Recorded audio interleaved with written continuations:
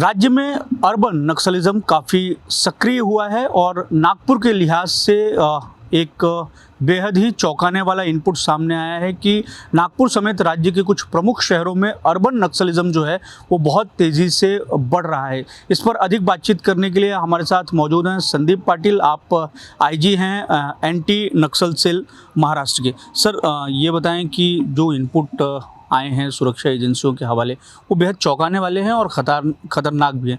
जंगलों तक सीमित रहने वाले नक्सल या उनका जो एक तरीके से विचारधारा है वो शहरों में भी अब केंद्रित हो रही है और युवाओं को कहीं ना कहीं अपने ओर आकर्षित करने के लिए प्रयत्नरत है। एक्चुअली जो सीपीआई माओइस्ट जो बैंड ऑर्गेनाइजेशन है उसके दो पार्ट है। एक है पीएलजीए जिसको वो पीपल्स लिबरेशन गुरिल्ला आर्मी बोलते हैं, वो जंगल में वो काम कर रहे हैं। और दूसरा है यूनाइटेड फ्रंट जो उसको बोलते हैं संयुक्त मोर्चा। ये संयुक्त मोर्चा उनके जो अलग अलग वर्गों में जो क्रांतिकारी वर्ग है उनका टारगेट, उसमें ये काम करने वाले जनसंगठन है। जो जनसंगठन उसको मास ऑर्गेनाइजेशन बोलते हैं और इसको हम यूनाइटेड फ्रंट जो उसको अभी कॉमन पैरेलल्स में शहरी माओवादी बोलते हैं। तो ये जो शहरी माओवादी है यूनाइटेड फ्रंट, ये दो काम करते हैं। एक तो मोबिलाइजेशन का काम करते हैं, करंट जो अपनी सिस्टम है, हमारा संविधान है और सरकार के खिलाफ कंटिन्यूसली अनरेस्ट निर्माण करके और उनके ये आपकी ये सिस्टम फेलियर है, आपको डेमोक्रेसी में न्याय नहीं मिलेगा, हमारी ये माओवादी टाइप ऑफ गवर्नमेंट अच्छी है, ये एक उसका प्रसार प्रचार करते हैं। और दूसरा वो मिलिट्री टास्क होता है उनका। मिलिट्री टास्क क्या होता है कि जो जंगल में काम कर रहे हैं उनको सब सपोर्ट देना, आर्म्स एम्युनिशन ये करना, उनको जो जंगल में जो चीज़ें लगती है लड़ाई करने के लिए वो सब प्रोवाइड करना, वहाँ मेडिकल सपोर्ट देना।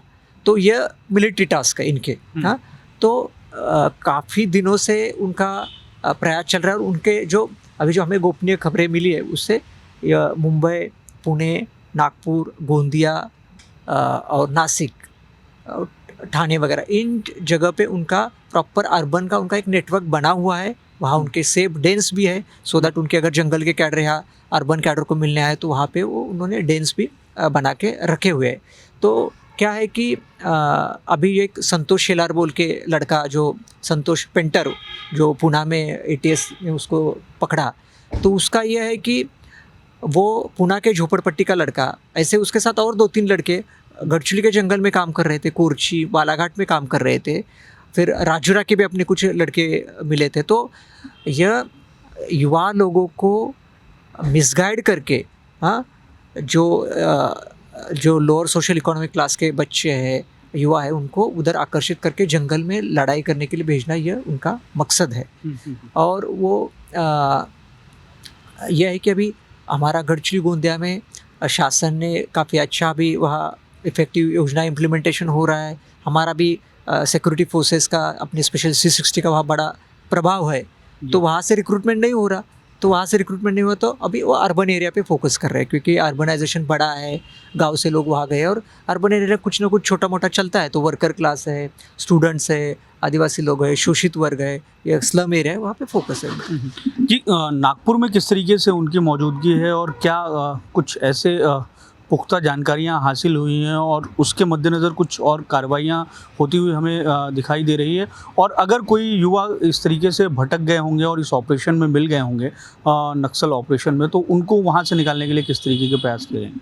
नहीं, नागपुर तो एक इम्पॉर्टेंट शहर है, इंडिया का सेंट्रली लोकेटेड है। तो माओवादियों का वहाँ पे काफ़ी अच्छा गतिविधि नेटवर्क अर्बन का पहले से रहा हुआ है। आपको पता होगा कि अनुराधा गांधी और कोबाड गांधी जो 2 सेंट्रल कमेटी मेंबर थे, नागपुर में इंदौरा जो एरिया है वहाँ पे रहते थे।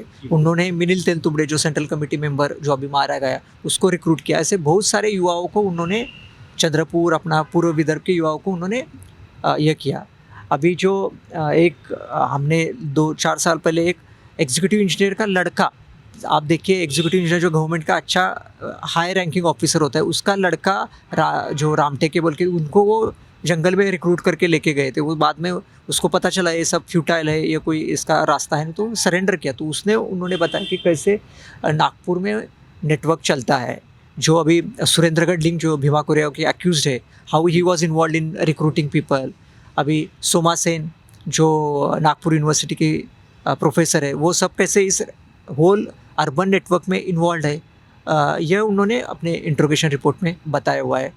और पहले ऑफेंसेस भी बहुत सारे दाखिल हुए हैं। हाँ, जी। और ये लोग क्या है कि ये ह्यूमन राइट, सिविल राइट्स, दलित माइनॉरिटीज़ के राइट्स प्रोटेक्ट करने के नाम पे ये सब उनके एक चेहरे अलग होते हैं और वो काम अलग करते हैं। जी। ऐसा पाया गया हुआ है। तो हमारे पास 34 ऑर्गेनाइजेशंस है, उनकी यादी है, हम उसको रेगुलर मॉनिटरिंग करते हैं और डेफिनेटली हम जहाँ पे भी हमें कोई एविडेंस मिलेगा ये करेगा, उनके ऊपर स्ट्रिक्ट लीगल एक्शन लेंगे। मतलब ऐसा है कि अगर किसी चीज़ का प्रोटेस्ट हो रहा है तो उसमें ये जो सामान्य लोग हैं उनके साथ में अर्बन नक्सली भी मिलके एक तरीके से जो युवाओं का जो एक माइंडसेट है उसको उस दिशा में ले जाने का काम करते हैं। डेफिनेटली वो कहीं भी अपने यहाँ कोई एजिटेशन लगा जी। तो उस एजिटेशन में वो जहाँ एजिटेशन बढ़ने वाला है ऐसा लगा कि वहाँ उतरेंगे और उसमें वायलेंस कैसा होगा जी।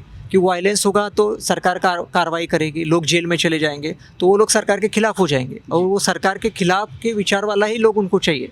तो उनका हमेशा ये रहता है। आप अभी फार्मर्स एजिटेशन था, एंटी-सीए प्रोटेस्ट था, हर जगह जहाँ पे जैसे भीमा कोरेगांव में आपने देखा होगा कितना वायलेंस हुआ। महाराष्ट्र में सबसे ज़्यादा वायलेंस जो लॉ एंड ऑर्डर पैदा हुआ था वो भीमा कोरेगांव केस के समय में पैदा हुआ था। जी। तो उनका वही है कि कोई भी ऐसा जहाँ पे फॉल्ट लाइन्स है समाज में वो जाएंगे, पकड़ेंगे और वो कैसा एग्रीवेट होगा और वहाँ पे कैसे वायलेंस होगा ये उनका काम रहता और वो कैसे एंटी गवर्नमेंट बनेगा हाँ। ये भी तो लोकसभा चुनाव आने वाले कुछ समय में होने वाले हैं। आपको लगता है कि ये जो अर्बन नक्सल हैं इनका मूवमेंट और ज़्यादा स्ट्रॉन्ग हो जाएगा और बढ़ जाएगा? है।